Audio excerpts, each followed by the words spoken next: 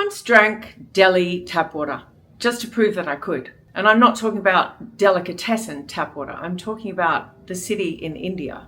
After a year of traveling and seeing everyone around me getting sick while I stayed healthy, I had to test my iron stomach. And I didn't get sick, by the way. But that's not why I drink the tap water in Vietnam. Today I'm going to tell you why I choose to drink Vietnamese tap water over bottled water, and more importantly, what I do to make it safer, healthier, and a lot cheaper than buying bottles. And it takes 2 extra minutes a day. That's all. Oh, hi, it's Mercy from the future. I totally forgot to introduce myself. If we haven't met, my name is Mercy Wolf and I am a metabolic health coach. I'm 63, I feel 33, and I plan still to be running around the world at 83 because life is too short to be restricted and limited. And so I help women break free from restriction through healing and resetting their metabolism so they're free from the food noise and restrictive eating and all of the cascading problems that come with metabolic health issues. So before I get into my method, let's talk about plastic because I think it might be worse than you think. Did you know that we are consuming 5 grams of plastic? That's a credit card's worth every week. Not a month, not a year, every single week. That's crazy. And bottled water is one of the worst culprits. What makes it even worse is that most bottled water sits in warehouses and on trucks for weeks or even months before you get to consume it. Heat causes the plastic to break down, leaching chemicals like BPA and phthalates into the water. So you are literally drinking liquid plastic that's been cooking in the sun. And these chemicals are hormone disruptors. They mess with your metabolism, they mess with your brain health, they mess with your fertility. And have you noticed there seems to be a bit of a fertility and brain health and hormone crisis at the moment?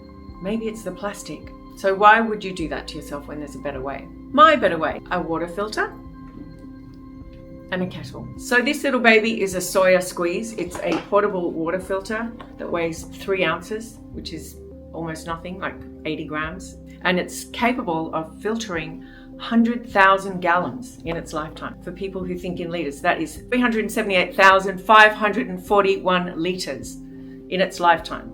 How crazy is that? So if you are like 40 and you drink 2 litres of water a day, that is going to last you for the rest of your life and 17 more lifetimes.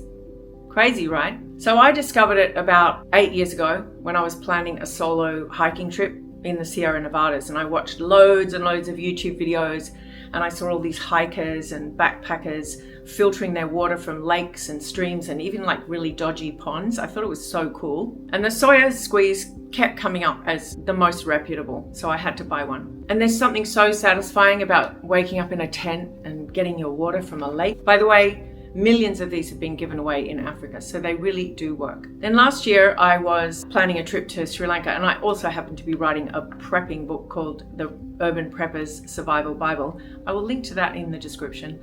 And because prepping was on my mind, I thought, I wonder if I should take my soya squeeze, because I have not drunk plastic bottled water for years, because clean water is a non-negotiable for me. I have been filtering my water, I've realized, in making this video for about 30 years. I started off with one of those Brita filters and I progressed to a ceramic filter, and now I've got a really fancy, fantastic filter called a Pro 1.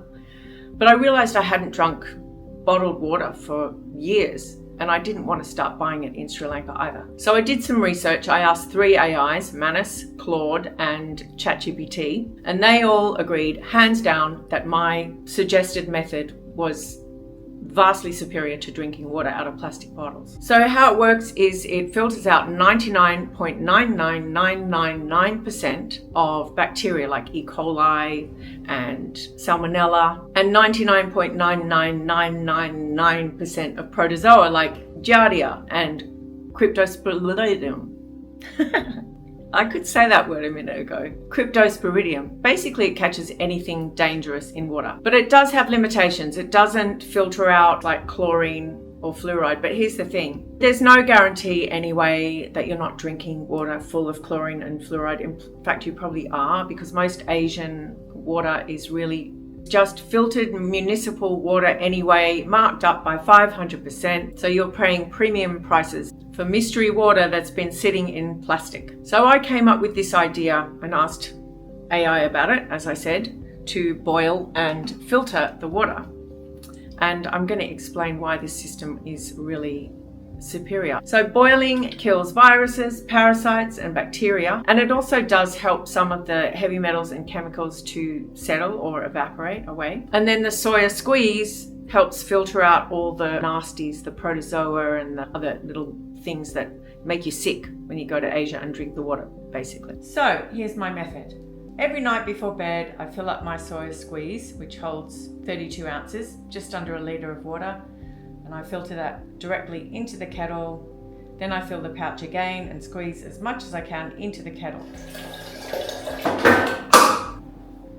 Boil it, let it cool overnight. And then next morning, I fill up my trusty stainless steel water bottle, the one my son gave me for Christmas, and then I filter another batch for the day. And I make my morning hot water with sea salt and apple cider vinegar. And that's it, 2 minutes of work, clean water all day. So together you are getting water that is cleaner, without the chemicals and the microplastics that are being leached into your system, without contributing to the million plastic bottles that are being purchased across the world every minute. And trust me, there are a lot of them in the sea. Mercy from the future again. I totally forgot to say, I know there are people that think you need like 4 or 6 litres a day. So how is my method going to work? Honestly, you're not going to have any trouble staying hydrated in Vietnam. There are coconuts absolutely everywhere. For $1 or $2, you can drink a fresh coconut packed full of electrolytes.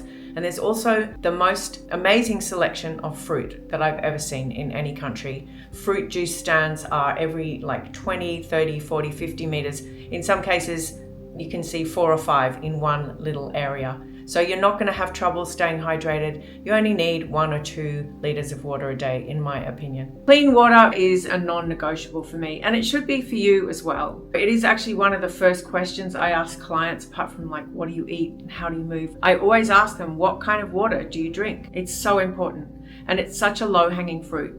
Honestly, no one should be drinking tap water or bottled water anymore. Even glass bottles have been shown to be full of nanoparticles and microplastics from the bottling process. So, if you can't afford a big water system, you could always just get a little soya squeeze and use it at home. I don't know why these things are sort of reserved for backpacking and hiking. So in my humble opinion, you really don't need 6 liters of water a day. You just need one good filter. So if you're traveling to Southeast Asia or anywhere in the world really, get yourself a soya squeeze. I've put a link in the description. It'll be the best $45 you've ever spent. Thanks for listening to the end, and leave me a comment below. I would love to know what you think about this. Are you going to buy yourself one? I would love to think that I've inspired at least one person today to change how they think about what they drink.